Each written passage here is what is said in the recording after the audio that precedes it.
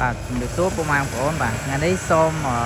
អាប់ដេតពីសំណង់ពេលព្រឹកតែម្ដងបាទទី3បាទនេះគឺប្លុក E បាទប្លុក E យើងចាប់ផ្ដើមចាក់ថ្នាំក្រោមចាក់សសរហើយបាទចាក់បាទសសរក្រោមហើយសម្រាប់បងដែលចង់បានផ្ទះ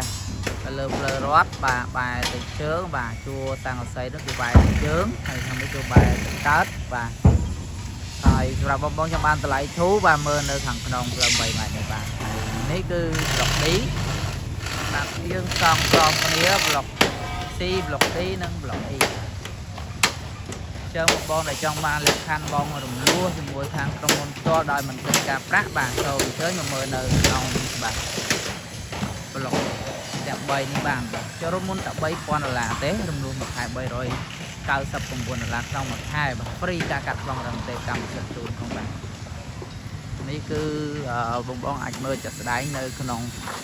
ការសាងសង់របស់យើងបាទគឺវាញឹកមែនតែនបាទចំពោះគម្រោងរបស់យើងគឺ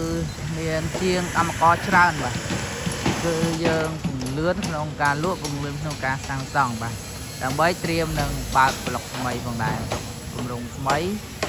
យើងនឹងបើកនៅដើមឆ្នាំ2027ខាងមុខនេះផងដែរបាទនេះគឺប្លុកខ្ញុំឈរខាងក្នុងនេះគឺប្លុកខ្នាត2បន្ទប់គេងបាទហើយសម្រាប់ទល់មុខចន្លោះអគារនេះគឺខ្នាត4បន្ទប់គេងបែរមុខទៅជើងបាទសម្រាប់ខ្នាតផ្ទះរបស់យើងបានខ្នាត4គុណនឹង10ម៉ែត្រចុច2 4គុណ11 4គុណ12 4គុណ13និង4គុណ14បាទ